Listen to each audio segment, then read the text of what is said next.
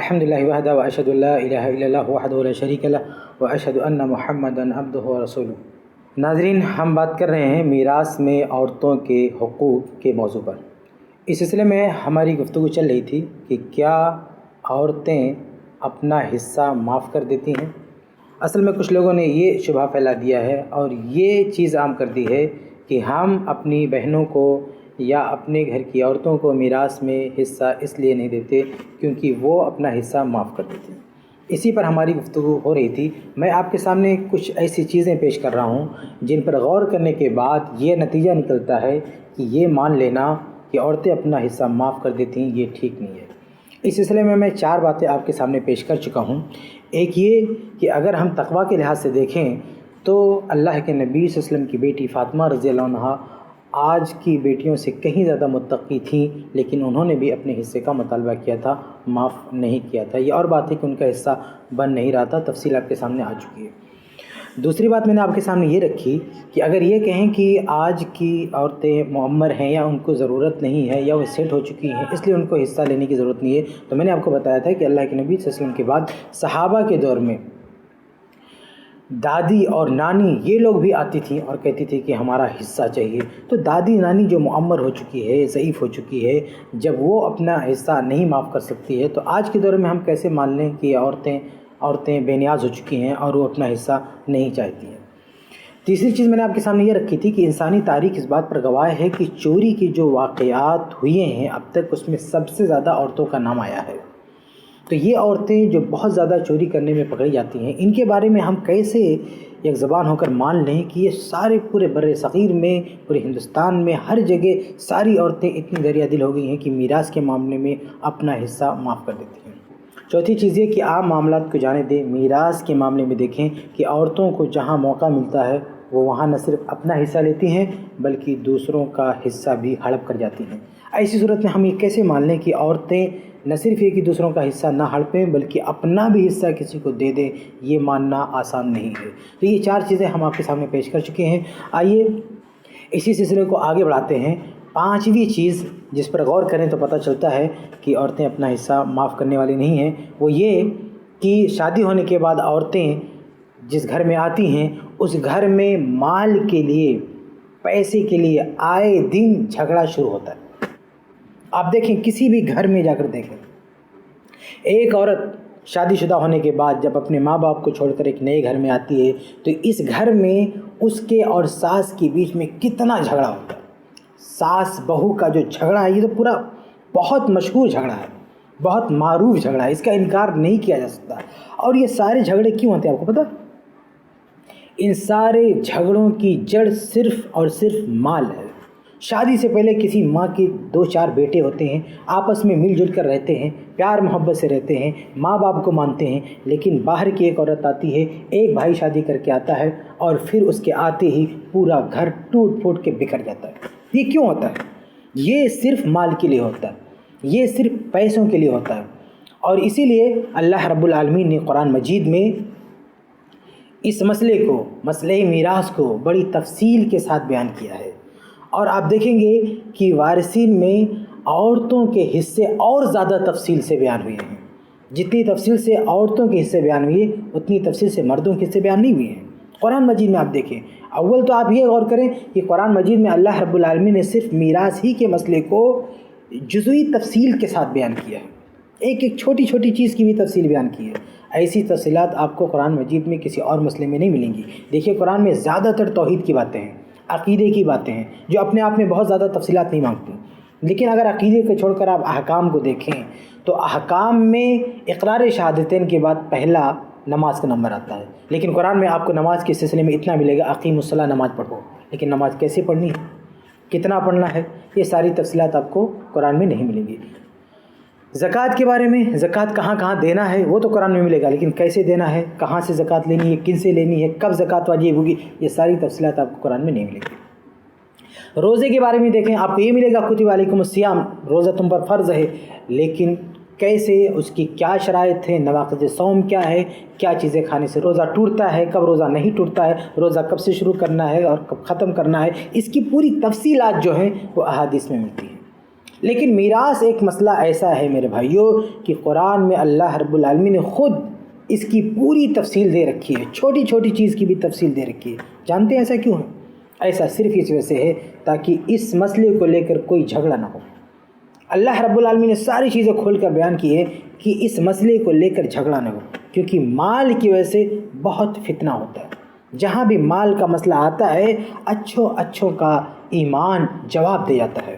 اس لیے اللہ رب العالمین نے اس مسئلے کی پوری تفصیلات قرآن میں بیان کی، اسی لیے تاکہ جھگڑا نہ ہو، کیونکہ ہر جگہ مال کو لے کر جھگڑا ہوتا ہے، میراث کو لے کر کوئی جھگڑا نہ ہو، اس لیے اللہ نے تفصیلات بیان کر دی ہے۔ تو میرے بھائیوں، عورتوں کے بارے میں ہم یہ کہتے ہیں کہ انہوں نے معاف کر دیا اپنا حصہ، جبکہ ہم یہ دیکھتے ہیں کہ یہ عورتیں اپنے ماں باپ کا گھر چھوڑ کر جس نئے گھر میں آتی ہیں اس گھر میں مال کی خاطر صبح و شام لڑائی کرتی ہیں، صرف مال کے لیے۔ اور آپ ایک بات یہ بھی دیکھیں، اسلام نے ایک سے زیادہ شادی کرنے کی یاد دی ہے، لیکن آج دیکھیں بر صغیر میں کسی کے لیے آسان نہیں، بلکہ بر صغیر کیا عام طور سے بہت ساری جگہوں پر یہ آسان نہیں ہوتا ہے کہ ایک آدمی ایک شادی کرنے کے بعد خوشی سے دوسری شادی کر لے۔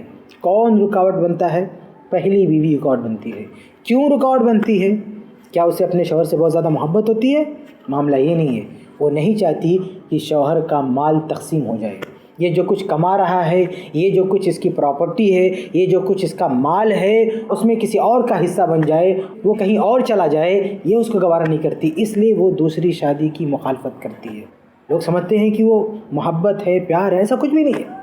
ایک عورت اگر دوسری شادی کی مخالفت کرتی ہے تو اس کی بنیاد یہ ہوتی ہے کہ وہ یہ نہیں چاہتی کہ شوہر کا مال تقسیم ہو جائے اور شوہر کی کمائی میں، اس کی جائیداد میں کسی اور کا حصہ لگے، وہ اس کو گوارا نہیں کرتی۔ اور ہم کہتے ہیں کہ نہیں، انہوں نے اپنا حصہ معاف کر دیا۔ آپ غور کیجئے کہ پیسے ہی کی خاطر ایک عورت اپنے شوہر پر اتنا ظلم کرتی ہے اور ہم کہتے ہیں کہ وہ حصہ معاف کر دے گی۔ آپ یہ بھی دیکھیں کہ ایک عورت اپنے ماں باپ کو چھوڑ کے آتی ہے تو اس نے جو ماں باپ کو چھوڑا ہے اس کا حوالہ دے دے کر شوہر کو بلیک میل کرتی ہے، اور بار بار کیا کہتی ہے؟ بار بار کہتی ہے کہ تمہاری خاطر ہم نے اپنے ماں باپ کو چھوڑ دیا، تمہاری خاطر ہم نے اپنے ماں باپ کو چھوڑ دیا۔ حالانکہ حقیقت بالکل اس کے برعکس ہے۔ ایک لڑکی اپنے ماں باپ کو کبھی نہیں چھوڑتی، بلکہ الٹا لڑکا ہی اپنی بیوی کی وجہ سے اپنے ماں باپ کو چھوڑ دیتا ہے۔ ایک بیٹا جو بچپن سے لے کر شادی تک اپنے ماں باپ کے ساتھ رہتا ہے، ماں باپ کی گن گاتا ہے، ان کی تعریف کرتا ہے، ان سے محبت کرتا ہے، ان کے دکھ سکھ میں شریک رہتا ہے، لیکن جیسے شادی ہوتی ہے بیوی کیا مطالبہ کرتی؟ نہیں، ماں باپ کو چھوڑو، الگ رکھو۔ پھر یہ بیوی اس شخص کو، اس شوہر کو ماں باپ سے کاٹ دیتی ہے۔ حقیقت میں جب ایک لڑکا لڑکی شادی کرتے ہیں تو لڑکی اپنے ماں باپ کو نہیں چھوڑتی ہے، بلکہ لڑکا ہی اپنے ماں باپ کو چھوڑتا ہے، اور یہ صرف پیسے کی وجہ سے، صرف پیسے کی وجہ سے، صرف پیسے کی وجہ سے کہ لڑکی یہ چاہتی ہے کہ ہمارا شوہر کا پیسہ اس کے ماں باپ پر بھی خرچ نہ ہو، یہاں تک اس کی سوچ ہوتی ہے، وہ صرف ہم پر خرچ ہو۔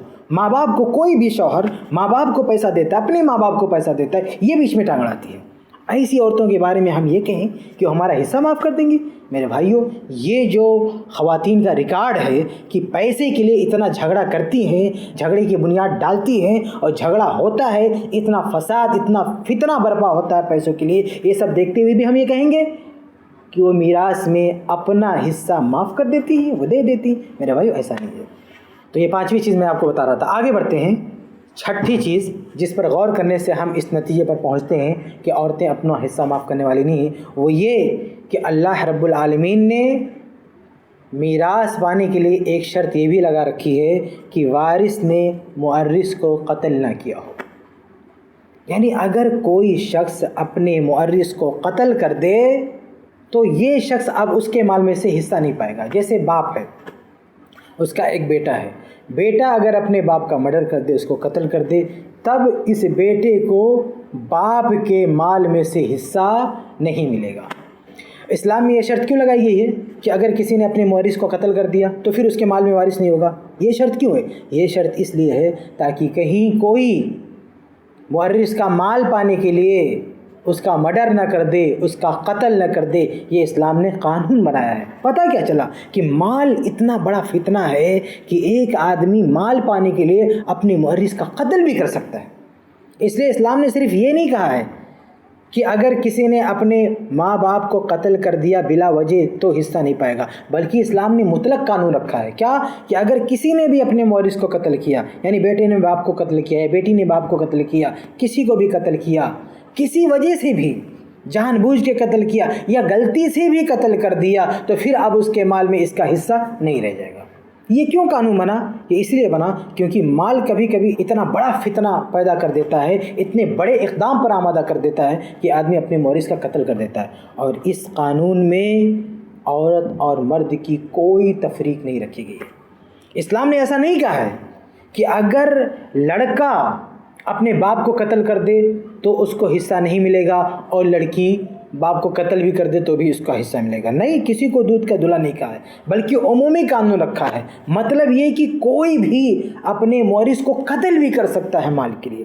ایک اشارہ ملتا ہے کہ مال کی خاطر بیٹا ہو یا بیٹی ہو، کوئی بھی اپنے باپ کو یا اپنے بھائی کو یا جس کے مال میں بھی وارث بن سکتا ہے۔ کبھی باپ ہے تو اس کے مال میں کوئی وارث بنتا ہے، کبھی بھائی ہے تو بھائی کے مال میں بھائی وارث بنتا ہے، یا کبھی بہن وارث بنتی ہے۔ ایسے ایسے حالات ہوتے ہیں وارث بننے کے الگ الگ۔ تو کوئی بھی آدمی اپنے کسی بھی مورث کو قتل کر سکتا ہے۔ ہو سکتا ہے باپ ہو مورث اس کو قتل نہ کرے، لیکن کبھی کبھی بھائی کے مال میں کوئی بھائی حصے دار ہو سکتا ہے قتل کرتے، ہو سکتا ہے کوئی بہن قتل کر دے۔ تو یہ عمومی قانون بنایا گیا ہے کہ اگر کسی نے قتل کر دیا تو پھر وہ اس کے مال میں حصہ نہیں پائے گا۔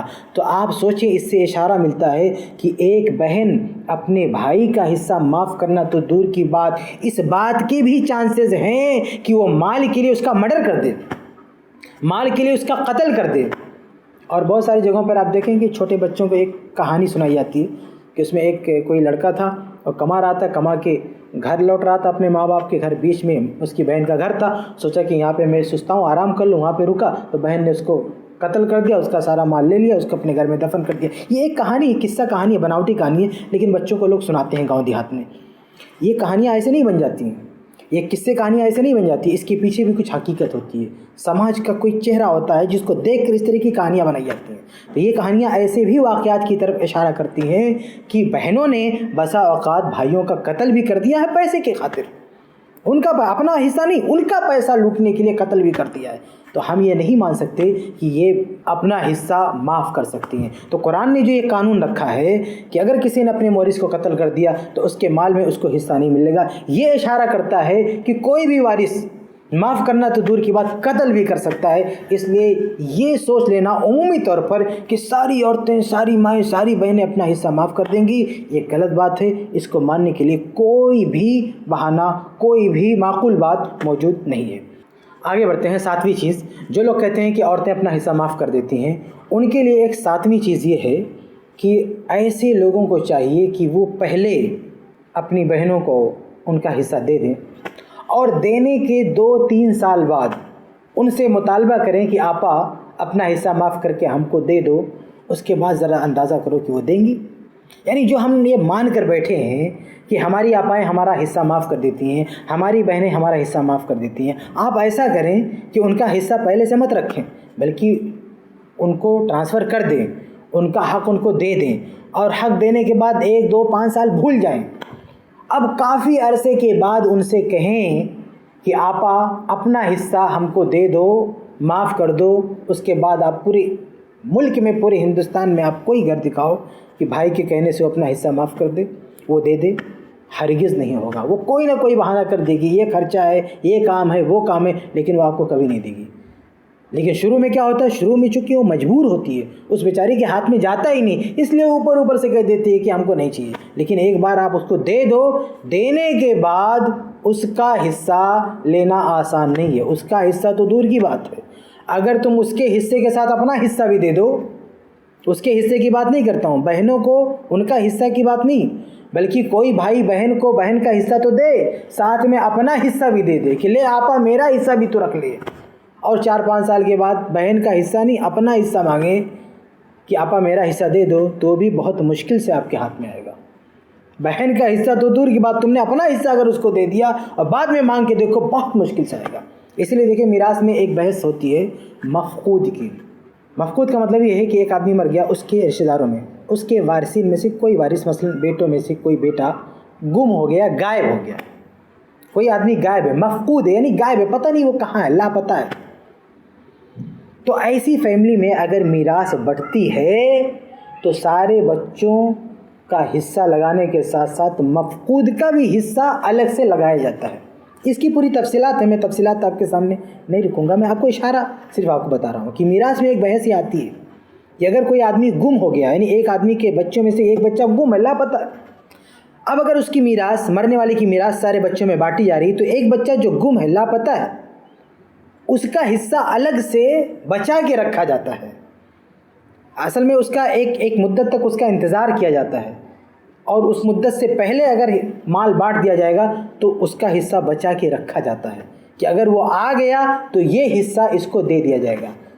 باقی اس کا حصہ بچانے کے بعد جو باقی مال ہے وہ ان لوگوں کو، وارثین کو بانٹ دیا جاتا ہے. ایسا کیوں کیا جاتا ہے؟ بھئی یہ بھی تو ہو سکتا ہے، میراث کے اصول میں یہ موقف بھی تو اپنایا جا سکتا تھا کہ ایک آدمی مر گیا، کوئی غائب ہے، بھول جاؤ اس کو، اس کے سارے مال کو وارثین میں بانٹ دو. اب اگر جو غائب شخص ہے وہ آ گیا، مل گیا، تو کیا کریں گے؟ اس کا حصہ جن جن لوگوں کے پاس گیا ہے ان سے لے کے اس کو دے دو. یہ بھی تو کر سکتے تھے کہ بھئی ایک آدمی لاپتہ، پتہ نہیں کہاں وہ، تو کیا کرو، جو مال ہے اور جو وارثین موجود ہیں ان سب میں بانٹ دو. اگر یہ بعد میں آیا تو دیکھا جائے گا، سب دے دیں گے نکال کے. لیکن ایسا نہیں ہوتا، بلکہ اگر مفقود کے آنے سے پہلے یا اس کی موت کا فیصلہ ہونے سے پہلے مال بڑھتا ہے تو مفقود کا جو حصہ ہوتا ہے وہ نہیں بانٹا جاتا ہے، بلکہ وہ مال بیلنس رکھا جاتا ہے کسی تھرڈ پارٹی کے پاس، کسی محفوظ جگہ پہ وہ رکھ دیا جاتا ہے تاکہ وہ آئے تو وہ اٹھا کے اس کو دیا سکے. ان لوگوں میں نہیں بانٹا جاتا. کیوں؟ اس لیے کہ اگر ان لوگوں میں بانٹ دیا گیا اور بعد میں مفقود آ گیا تو ان لوگوں سے مانگ کے دینا بڑا مشکل ہے، ان لوگوں سے مانگ کے واپس کرنا بہت مشکل ہے. اس لیے مفقود کے مسئلے میں نہیں دیا تو اس کو بیلنس کر کے رکھا جاتا ہے. اس سے آپ سمجھ سکتے ہیں کہ کوئی کسی کا حصہ میراث میں معاف کرنے کے لیے تیار نہیں ہے. آپ کو جو غلط فہمی ہے اس کو اگر آپ زائل کرنا چاہتے ہیں تو آپ ایک بار دے کے دیکھیں، اپنی بہن کو، اپنی آپا کو، اپنی ماں کو، کسی کو بھی حصہ ان کے ہاتھ میں تھما کے اور 2-3 سال کے بعد مانگیں، دیکھیں آپ کو ملتا نہیں ملتا. تو یہ خود اپنے آپ میں اس بات کی دلیل ہے کہ عورتیں اپنا حصہ معاف نہیں کرتی ہیں، بلکہ مجبوری میں ان کی زبان سے جملہ نکل جاتا ہے کہ ہمیں یہ نہیں چاہیے. تو یہ 7ویں چیز تھی. آگے بڑھتے ہیں. 8ویں چیز ان لوگوں کے لیے جو کہتے ہیں کہ عورتیں اپنا حصہ معاف کر دیتی ہیں، ان کے غور و فکر کے لیے 8ویں بات یہ کہ اگر عورتیں اپنا حصہ معاف کر دیتی ہیں، تھوڑی دیر کے لیے مان لو کہ اپنا حصہ معاف کر دیتی ہیں، انہیں اپنا حصہ نہیں چاہیے، تو ان کے معاف کرنے کا یہ مطلب کہاں سے ہو گیا کہ ان کا مال، ان کا حصہ ہماری جیب میں آ گیا. بھئی اگر ہماری بہن کو میراث میں حصہ نہیں چاہیے تو وہ حصہ کسی اور کو بھی تو دے سکتی ہے، بھائی کے پاس کیوں آتا ہے؟ مسئلہ یہ ہے، ایک اہم سوال ہے کہ اگر ایک بہن کو اپنا حصہ نہیں چاہیے تو وہ حصہ وہ کسی مسجد میں دے سکتی ہے، کسی مدرسے میں دے سکتی ہے، کسی غریب کو دے سکتی ہے، کہیں اور دے سکتی ہے، یا اگر اس کا بیٹا ہے اس کو نہیں چاہیے اپنے بیٹے کو گفٹ کر سکتی ہے، اپنے شوہر کو دے سکتی ہے، اس کے بہت سارے رشتہ دار ہیں، کسی کو بھی دے سکتی ہے. لیکن بھائی نے یہ کیسے ڈیسائیڈ کر لیا کہ ہماری آپا کو نہیں چاہیے، ہماری آپا معاف کر رہی ہے تو اب میں رکھ لوں؟ اگر ان کی آپا کہہ رہی ہے کہ ہم کو نہیں چاہیے تو بھائی یہ بھی تو بول سکتا کہ آپا آپ کو نہیں چاہیے، آپ کسی اور کو دے دو. لیکن اگر آپا کو نہیں چاہیے تو بھائی اپنی جیب میں کیوں رکھ رہا ہے؟ اس کا صاف مطلب یہ ہے کہ بھائی لوٹ رہا ہے، آپا نہیں معاف کرنا چاہتی ہے. اگر واقعی میں آپا معاف کر رہی ہے تو آپا کو آخرت کی بھی ضرورت ہے، سب کو جنت کی لالچ ہے. اگر واقعی آپا کو مال نہیں چاہیے تو اللہ کی راہ میں خیرات کر دے، جنت میں اس کا ایک ذخیرہ ہو جائے گا، اس کے ثواب کا ایک ذریعہ بن جائے گا. لیکن یہ آپا نہیں کرتی، وہ معاف کرتی ہے لیکن خیرات نہیں کرتی، بھائی کے جیب میں پڑا رہتا ہے. اس سے بھی آپ سمجھ سکتے ہیں کہ عورتیں معاف نہیں کرتی ہیں بلکہ بھائی لوٹ رہا ہے، اس کو بلیک میل کر رہا ہے. اسے معاف کرنا ہوتا تو اللہ کی راہ میں خیرات کرتی، بھائی کے جیب میں نہیں ڈالتی. تو یہ 8ویں چیز ہے، اس پر غور کریں تو یہ بات بھی اس طرف اشارہ کرتی ہے کہ عورتیں معاف نہیں کرتی ہیں بلکہ ان کا حصہ زبردستی ہڑپا جاتا ہے، ان پہ قبضہ کیا جاتا ہے. آگے بڑھتے ہیں. 9ویں بات ان لوگوں سے، 9ویں بات مجھے یہ کہنی ہے کہ ہمیشہ عورتیں ہی کیوں معاف کرتی ہیں؟ میرے بھائی میراث میں اگر معاف کرنے کا سسٹم ہے تو یہ سسٹم صرف عورتوں کے لیے ہے؟ سوال یہ پیدا ہوتا ہے کہ بھائی کیوں نہیں معاف کرتا؟ یہ کون سی مصیبت ہے کہ پورے ہندوستان میں ہر جگہ یہی آواز سننے کو ملتی ہے، بہنوں نے معاف کر دیا، آپا نے معاف کر دیا، اور کہیں سے بھی یہ آواز سنائی نہیں دیتی کہ بھیا نے معاف کر دیا، بھائی نے معاف کر دیا. ارے بھائی اگر معاف کرنا ہے حصہ تو بھائی معاف کرے، بہن کیوں معاف کرے؟ بھائی کمانے والے ہے، مضبوط بازوؤں کا مالک ہے، جوان ہے، کما سکتا ہے، وہ تندرست ہے، صحت یاب ہے، سب کچھ ہے، وہ کما سکتا ہے، وہ معاف کرے. اب بہن تو بیچاری کمزور ہوتی ہے، وہ تو ایک ایک پائی کا محتاج ہوتی ہے، وہ کسی کے سپورٹ کی، کسی کی مدد کی محتاج ہوتی ہے، اس کو تو اور دینا چاہیے، وہ کیوں معاف کرے؟ تو اگر واقعی معاف کرنا بہت اچھی بات ہے تو سوال یہ پیدا ہوتا ہے کہ عورتیں ہی کیوں معاف کرتی ہیں، یہ بھائی کیوں نہیں معاف کرتا؟ مجھے تو ایک بھی واقعہ نہیں معلوم جہاں پہ بھائیوں نے یہ کہہ دیا ہو کہ ہم معاف کرتے ہیں اور لو آپا تم رکھ لو، ہمیں نہیں چاہیے. اس سے بھی اس ڈرامے کا پردہ فاش ہو جاتا ہے. جو لوگ کہتے ہیں یا ڈرامہ بازی کرتے ہیں کہ بہنوں نے معاف کر دیا، آپ ان کے چہرے سے یہ جھوٹ کا نقاب آپ نوچ سکتے ہیں یہ کہہ کر بھی کہ اگر معاف کرنا ہے تو آپ خود معاف کریں، آپ معاف کریں، بہنیں کیوں معاف کرتے ہیں؟ تو اس 90 پوائنٹ پہ آپ غور کریں گے تو بھی آپ کو پتہ چلے گا کہ عورتیں معاف نہیں کرتی ہیں بلکہ وہ مجبور ہوتی ہیں، بلیک میل ہوتی ہیں.